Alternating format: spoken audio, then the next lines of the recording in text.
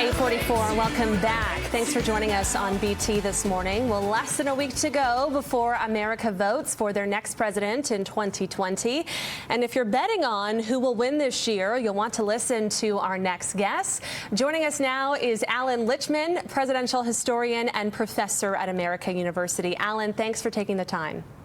My pleasure. So you have been accurately predicting the U.S. elections outcome since 1984, and you have been right every single time. Tell us about your strategy. My strategy is ignore the polls, forget the pundits, don't look at the day-to-day events of the campaign, but keep your eye on the big picture of how well the incumbent party has governed the country. That's what my prediction system, the 13 keys to the White House, is based on. The keys gauge the strength and performance of the White House party. And the way it works is if 6 or more keys go against the party holding the White House, they are predicted losers. In other words, a pragmatic, rational electorate makes a decision as to whether or not the White House party deserves 4 more years. Imagine that. Governing, not campaigning, counts. Okay, I was going to wait until the end of our chat, but who do you think is going to win for 2020? I hate surprises. I'll give you the whole context. Remember, under my system, 6 or more keys, if they're turned against the White House party, they're predicted losers. At the end of 2019, Trump had only 4 keys out against him. But then we had the failed response to the pandemic and to the cries for social and racial justice. And that cost him 3 more keys.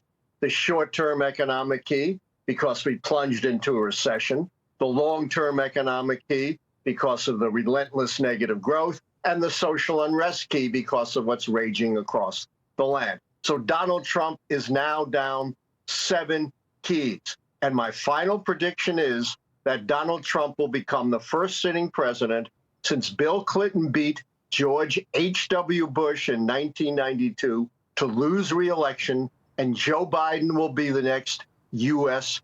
president. Moreover, never in the history of the United States has the White House party suffered such a sudden and dramatic reversal of fortune. Wow. Okay, you heard it here on Breakfast Television Vancouver. Joe Biden will be the next president for 2020. I'm sure a lot of people are happy that you said that. A lot of people might be angry as well. I wanted to ask you more about your 13 key theories. So what are some of the other things you look at? Yes. The keys look at a broad range of factors relating to the White House party. Things like midterm election results, third parties, contests for the incumbent party nomination, long and short-term economy, policy change, scandals, social unrest, foreign policy successes and failures. This is the big picture of incumbent strength and performance. And I always advise voters, keep your eye on the big picture. Don't be distracted by the speeches, the debates, the ads, the fundraising, the dirty tricks, the sound bites. That's all noise. None of it matters. What matters is governing. In other words, essentially, the verdict is in before the serious campaigning starts in September, and nothing that a candidate has said or done in September has changed the verdict of the keys, which has been right impartially since 1984. I've called 4 Republicans and 5 Democrats. And you can imagine when I called Trump in 2016, that did not make me popular in 90% Democratic Washington, D.C., where I teach at American University. And you were right. You know, you are always right. Okay, so you say the pandemic has been the biggest failure for Trump. I know you said the campaign, the debates is all noise, but this has been a very chaotic and unusual campaign race. I'm curious to hear what your thoughts are on that. Yeah, you know, every campaign has its unique features. And every 4 years, someone says to me, oh, we have an African-American running, your keys don't work. We have a woman running, your keys don't work. We have an unprecedented, chaotic campaign and chaotic president. And my answer is the keys are a very robust system.